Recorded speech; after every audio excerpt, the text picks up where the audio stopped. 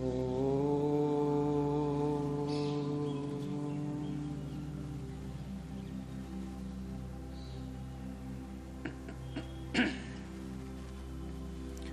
स्वामी जी महाराज, मुनिगण, मातृशक्ति, आचार्य महानुभाव, ब्रह्मचारीगण,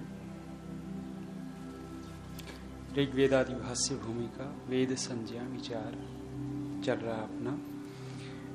वेद नाम किनका है, ये विचार स्वामी दयानंद दे रहे हैं। शंका करने वाला कह रहा है ब्राह्मण आदि ग्रंथों का भी नाम वेद है, और ऋषि दयानंद ने कहा कि उनका नाम वेद नहीं है, 4 मंत्र संहिताओं का ही नाम वेद है। ब्राह्मण आदि ग्रंथों का नाम इतिहास, पुराण, कल्प, गाथा और नाराशंसी, ये 5 नाम स्वामी जी ने गिनाए दिखाए।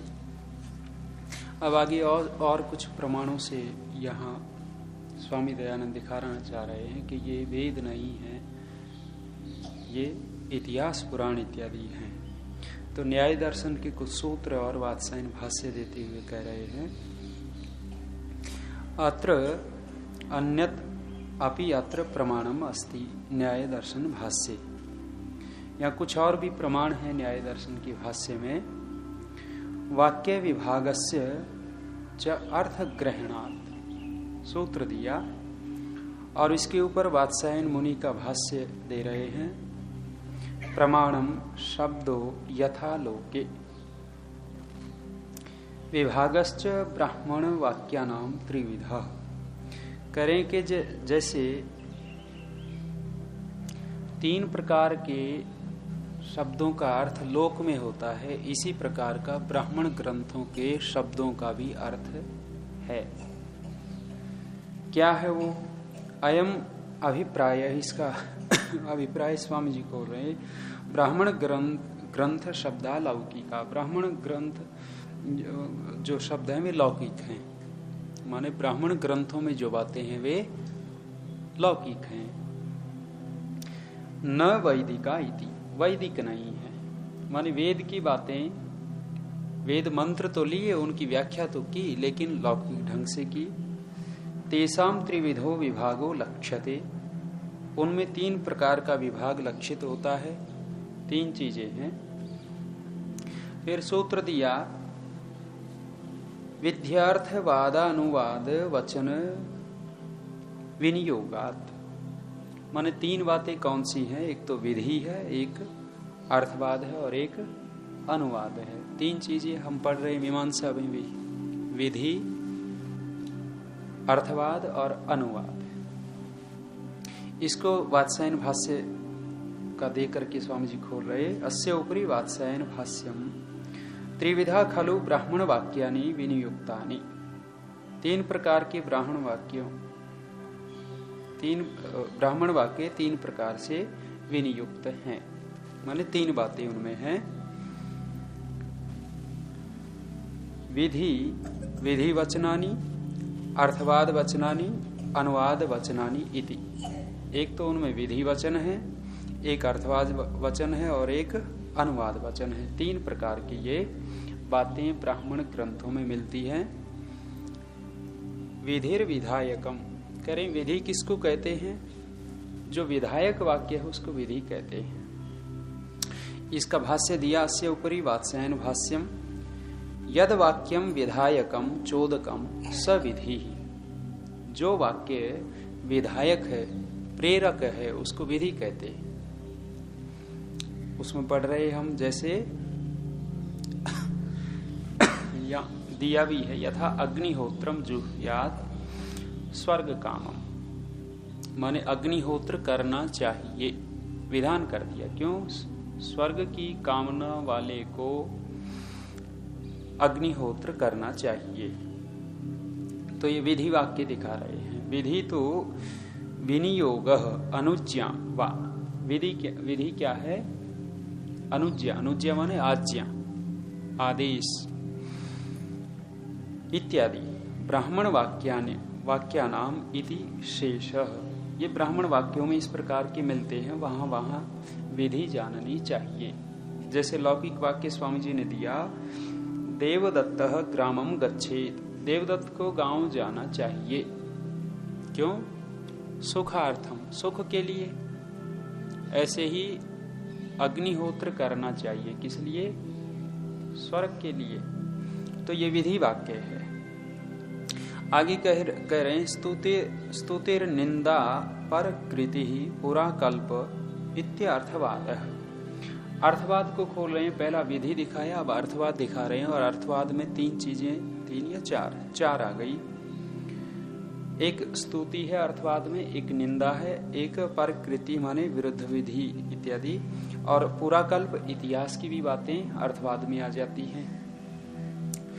तो कह रहे हैं कि अस्य उपरि वात्सायन भाष्यम विधे फलवाद लक्षणा या प्रशंसा सा स्तुति ही। अर्थवाद में जो पहला एक भाग है, एक खंड है स्तुति का, उस स्तुति को खोला, विधे फलवाद लक्षणा या प्रशंसा सा स्तुति। किसी की प्रशंसा करते हैं हम, और उसका लक्ष्य क्या होता है? उस कार्य में प्रवृत्ति हो जाए। प्रशंसा इसलिए करते हैं कि ये उसमें लग जाए, ये स्तुति है।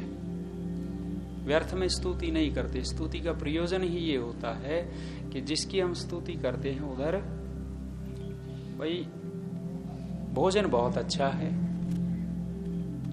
आज तो खीर बनी है, काजू भी डले हैं, केसर भी डाल रखा है, कुछ मीठी भी बहुत है, स्तुति चल रही है।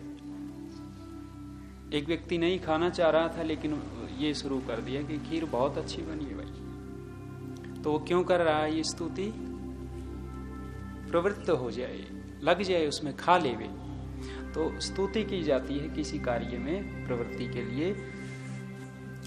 यहां दे रहे हैं, संप्रत्यार्थ स्तूयमानम श्रद्धीते इति प्रवर्तिका च। वही बात कह रहे हैं कि इसलिए स्तुति की जाती है। वो स्तुति ये है कि श्रद्धा पूर्वक किसी कार्य में प्रवृत्त हो जाए। फल श्रवणात् प्रवर्तते, फल को सुनकर के उसमें प्रवृत्त हो जाए। जैसे सर्वजीता वही देवा, देवताओं ने सब कुछ जीत लिया। सब कुछ माने असुरों को जीत लिया।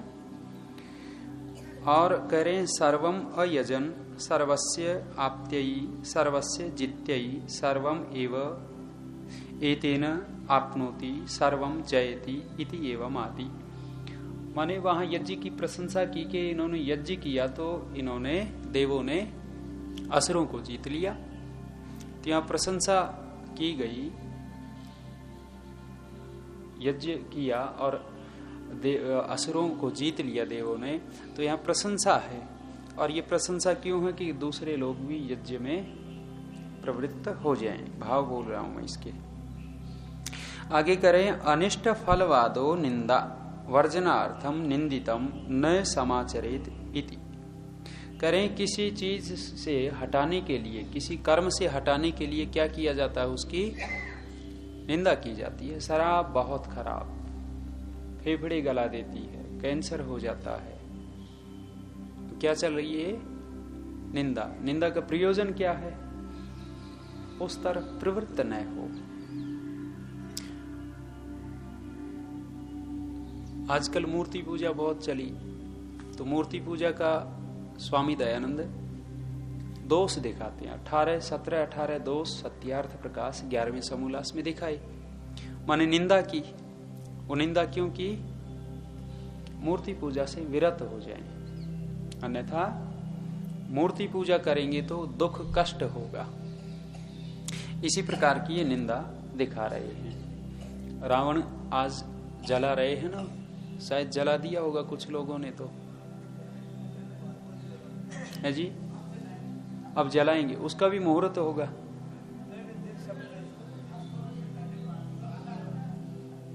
अच्छा, माने संधि वेला में, संधि वेला में रावण को जलाएंगे।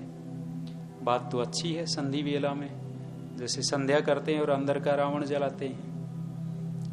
लेकिन रावण को बढ़ाने में भी कंपटीशन चल रहा है। कंपटीशन क्या है? केकड़ी में 90 फुट का रावण। दूसरों ने सुना, अरे केकड़ी वालों ने 90 फुट का बनाया तो हम 95 फुट का बनाएंगे। रावण को बढ़ाने में कंपटीशन, प्रतियोगिता। रामलीला मैदान में 101 फीट का रावण। अब ये क्या है? बाहर के रावण को बढ़ाने में हम वो प्रतियोगिता कर रहे हैं, तो अंदर का रावण कुछ न कुछ तो संस्कार पड़ता ही होगा, अंदर का भी पड़ता होगा। मूर्ति बेचने वाला आया, अरे मूर्तियां ले लो, मूर्तियां ले लो। एक व्यक्ति ने बुलाया भी, मूर्तियां कैसी, किन किन की हैं? भाई राम की है, लक्ष्मण की है, बहुत सारी मूर्तियां गिनाई, रावण की है। पूछा राम की मूर्ति कितने की? अरे बोले बाबूजी 5 रुपए की है। लक्ष्मण की पूछा, 4 रुपए की, और कई सारी पूछी। अंत में रावण की मूर्ति पूछी, अरे बोले 10 रुपए की है। अरे बोले भले आदमी, राम की 5 रुपए की और रावण की 10 रुपए की, दुगनी कीमत। अरे उन्होंने कहा कि बाबूजी राम में मसाला कम लगा और रावण में बहुत ज्यादा लगा है। ये रावण तो दोगुना मसाला खाता है। जब अंदर रावण पनपता है ना, तो दोगुना मसाला खाता है हमारा। माने सारा का सारा अंदर अंदर वो खोखला करता है रावण, और अंदर से रावण बहुत बढ़ रहा है। बाहर का रावण देखते हैं, जलाते हैं, यहां कंपटीशन है तो अंदर भी कंपटीशन है। कानपुर का देख रहा था मैं, वहां रावण का मंदिर बना रखा है। सुबह सुबह रावण के मंदिर की साफ सफाई की गई, मूर्ति को सजाया गया, अब उसकी पूजा चल रही है। माने दुनिया रावण को जलाएगी, वो पूजा कर रहे हैं। शायद जोधपुर में भी कुछ वर्षों पहले एक बहुत भव्य मंदिर बना है रावण का, दशानन मंदिर। माने बाहर से पूजने लग गए तो अंदर से भी पूजेंगे ही। तो ये निंदा जो होती है मूर्ति पूजा की, स्वामी दयानंद निंदा की है। और एक वाक्य तो बड़ा विशेष लिखते हैं कि जड़ की पूजा करने से भी आत्मा में जड़ता आ जाती है, बुद्धि में जड़ता आती है। कितनी बड़ी बात कही है। और उन 17-18 दोषों में एक एक विशेष स्वामी दयानंद ने गिनाए हैं। व्यभिचार फैलता है मूर्ति पूजा से। क्यों? क्योंकि वहां मेले ठेले लगते हैं। ये मूर्ति पूजा, ये गरबा क्या है? गरबा सारा का सारा यही है। नौजवान लड़के लड़कियां जाते हैं, और अब देखो होता ही क्या है, व्यभिचार फैलता है इससे। जहां मूर्ति पूजा होगी वहां मेले ठेले लगेंगे। मेले ठेले लगेंगे तो मेलों में कोई सभ्य सज्जन बहुत कम जाते हैं, बसते हैं, उड़दंग जाते हैं। मूर्ति पूजा का दोष, दूसरे बहुत सारे दोष गिनाए हैं। तो वहां जो निंदा चल रही है, तो निंदा इसलिए होती है, वो उस काम से अलग करने के लिए, हटाने के लिए, उसमें प्रवृत्त न हो। इसलिए व्यक्ति जा रहा था, जाते जाते पीछे से आवाज, कड़क आवाज आई, ठहर। अरे मुड़ करके देखा तो एक विशाल काय आदमी दिखा। उसने पूछा, अरे तू कौन है? गरज थी आवाज में, कहा मैं रावण हूं। और बोले इतना परिचय बतेरा, और कहने की आवश्यकता नहीं है कि लंकापति और जिसने सीता को उठाया था, जो मेघनाथ का बाप है और कुंभकर्ण का भाई है, और विभीषण छोटा मेरा, इसकी जरूरत ही नहीं, केवल रावण हूं मैं। अरे बोला, हमने तो सुना था रावण के 10 मुख थे, तू तो 1 मुख वाला है। अरे बोले तुझे पता नहीं, हम एक ही मुख से 10 मुखों की भाषा बोल देते हैं। एक मुंह से 10 मुखों की भाषा। आज के नेता रावण है पूरे। मुंह एक है लेकिन 10 क्या 15 मुखों की भाषा बोलते हैं। कभी कुछ बोल देंगे, कभी कुछ बोल देंगे। और जब दूरदर्शन में देख रहा था अभी, एक रावण बहुत ऊंचा बनाया। रावण का मुंह एक था, लेकिन बगल में और 5-5, 4-4 थे। एक मुख कपिल सिब्बल का लगा रखा है जी, देखा, एक मुख कपिल सिब्बल का था, एक दिग्विजय सिंह का दिखा रखा, ऐसे करके 8-9 नेताओं के मुख दिखा रखे। मैंने कहा कि असली रावण इन्होंने बनाया है जी। इंदौर में कितना बढ़िया बनाया, और छाती पे लिख रखा भ्रष्टाचार। रावण नहीं लिखा, भ्रष्टाचार। मैंने कहा बाहर से तो फूंकोगे, लेकिन अंदर से फूंको तब पता चले ना। भाई कपिल सिब्बल का मुंह तो लगा दिया, मैं दिल्ली में बैठ करके जीत कैसे जाता है, तब तो मानेंगे इन्होंने असली मुंह बनाया। और वो भ्रष्टाचार छाती पे लिख दिया, जला देंगे, वास्तव में जले तब पता लगे। तो जो भी निंदा होती है वो किसी कार्य में प्रवृत्ति न हो, गलत कार्य में प्रवृत्ति न हो, इसलिए निंदा होती है। ये अर्थवाद है।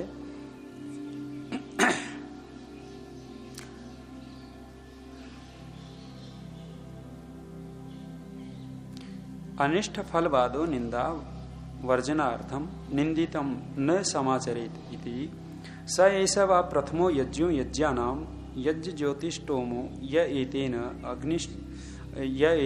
अनिष्ट्वा अन्येन यजते गर्ते पतति अयम एव तद जीर्यते वा इति एवं आदि। कह रहे हैं कि जो अग्निष्टोम इत्यादि यज्ञ नहीं करता वो गहरे गर्त में जाता है, नरक में जाता है।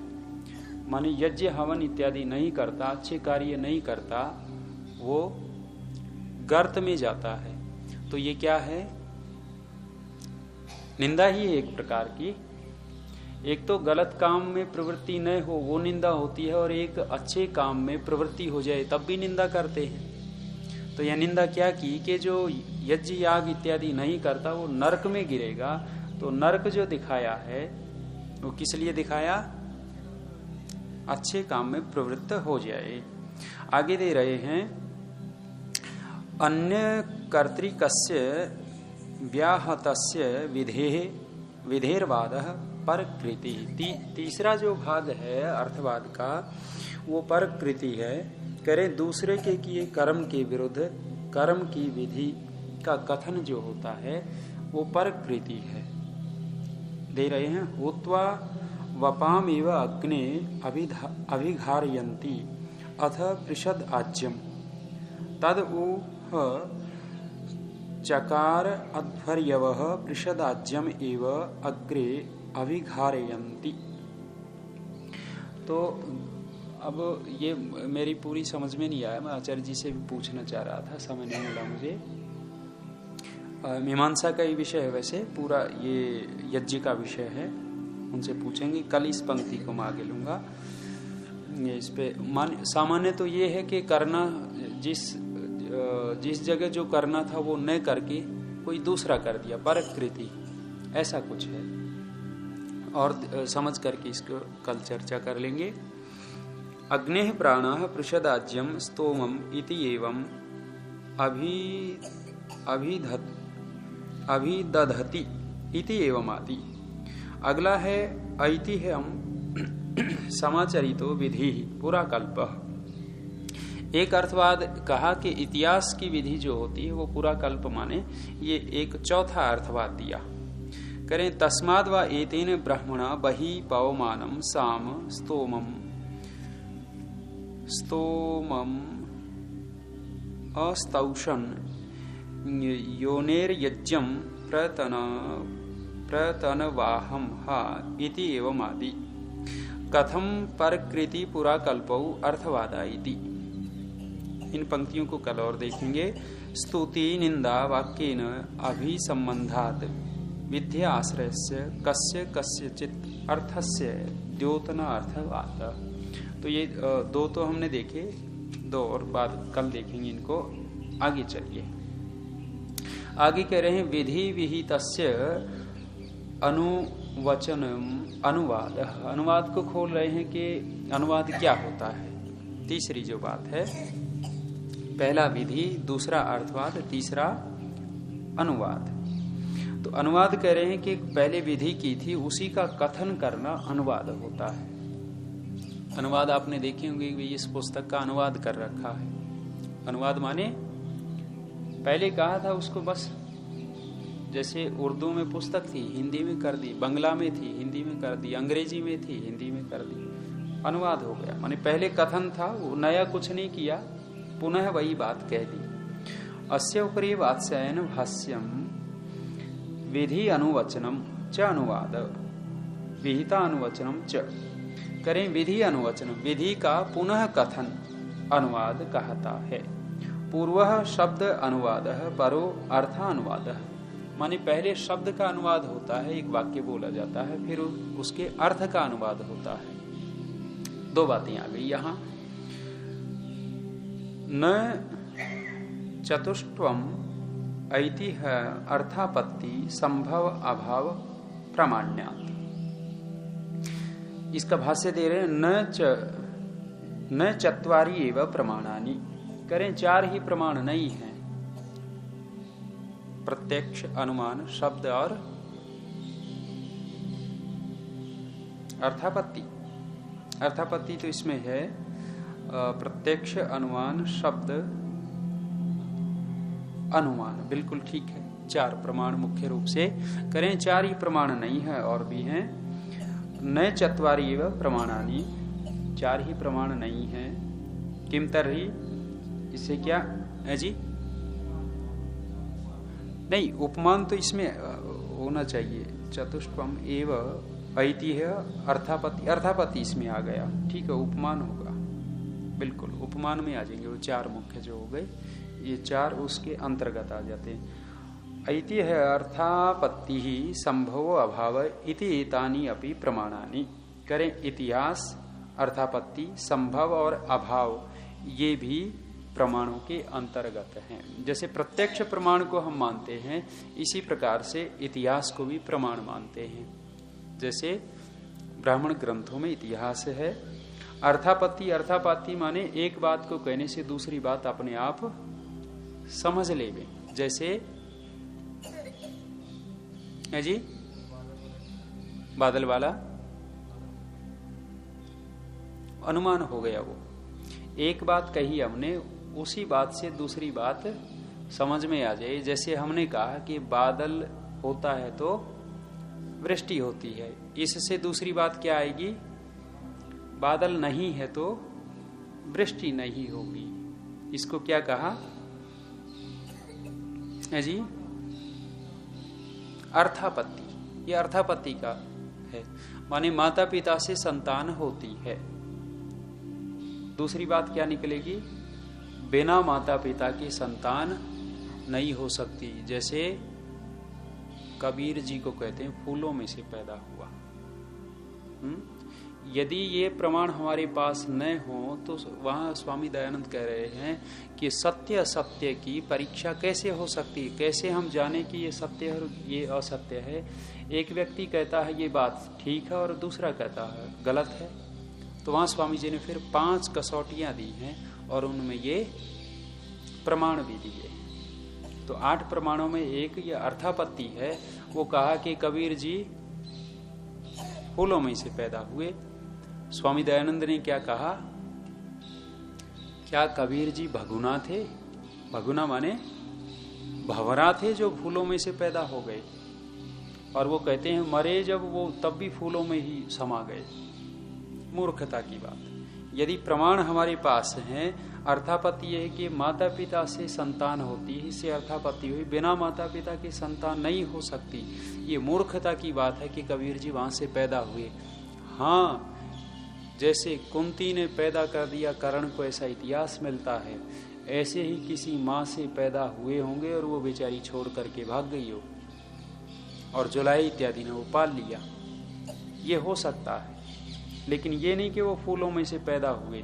उसके दोष को हटाने के लिए, बचाने के लिए भक्तों ने फैला दिया होगा कि कभी ये न कह देवे ये तो लावारिस संतान है, ऐसा कुछ।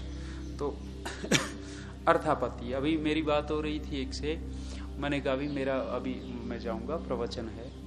अरे बोला क्यों बहका रहे हो? बहकाओगे बैठ करके? बोले उनको ये कहो कि यदि सत्य चाहिए तो बरवाला आ जाए। बरवाला, बरवाला माने सब नहीं जानते। बरवाला में रामपाल दास बैठा है, कबीर पंथी, माने जो करौथा में था बरवाला चला गया। जो ऋषि दयानंद के ग्रंथ दूरदर्शन में लेकर के दिखाता है, देखो ऋषि दयानंद ने क्या लिख दिया, नियोग लिख दिया, कितने अनर्थ की बात लिख दी, छोटी छोटी बातें। 10वें समोल्लास में स्वामी जी ने चमार शब्द लिख दिया। अरे देखो कितना जातिवाद का ये भयंकर प्रचारक था ऋषि दयानंद। वो पूर्वा पर प्रसंग पढ़ना नहीं, लेकिन एक शब्द पढ़ करके दुनिया में जीवनी खोल करके दिखा दे। देखो ऋषि दयानंद तो भांग पीते थे, भांग सत्य नाम से छोटी सी पुस्तिका निकाली होगी, वो दिखाते भांग पीते थे। अरे ये तो अंधे का चेला था, अंधे का, ऐसी ऐसी बातें मूर्खता की। तो वो कह रहे थे कि उनको जितने बैठे हैं उनको कहना कि सत्य जानना चाहते हो तो बरवाला आ जाए। मैंने कहा संसार का सत्य बरवाला में ही है और कहीं नहीं मिलेगा। इतने मूर्ख लोग घूम रहे हैं। तो ये यदि हमारे पास ये प्रमाण है, जो अर्थवाद, स्तुति, निंदा इत्यादि वो दिखाया, तो यदि वे हैं तो प्रवृत्ति नहीं होगी गलत कामों का। स्वामी दयानंद क्या लिखते हैं 11वें समोल्लास में, उपदेश्य उपदेष्टृत्वात् तत्सिद्धि इतरत्र अंध परंपरा। यदि संसार में उत्तम उपदेशक हैं और उत्तम श्रोता हैं तो समाज ठीक चलता है, और यदि उत्तम श्रोता नहीं है और उत्तम उपदेशक नहीं है, अंध परंपरा चलती है जैसी चल रही है।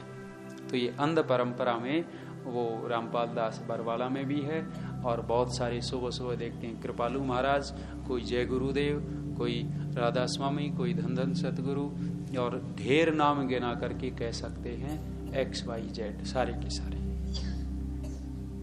सारे आ जाएंगे। 999 स्वामी दयानंद लिखते हैं, करें जिसको झूठ सिद्ध करने के लिए 999 गवाह हों, वो सत्य कैसे हो सकता है। माने बापू के पास जाओगे तो दूसरों की निंदा, माने बापू की निंदा सारे के सारे करेंगे, दूसरे के पास गए उसकी निंदा सारे करेंगे। तो इस प्रकार से स्वामी जी दिखा रहे कि जिसके सारे विरोधी हों वो कैसे ठीक होगा। चलिए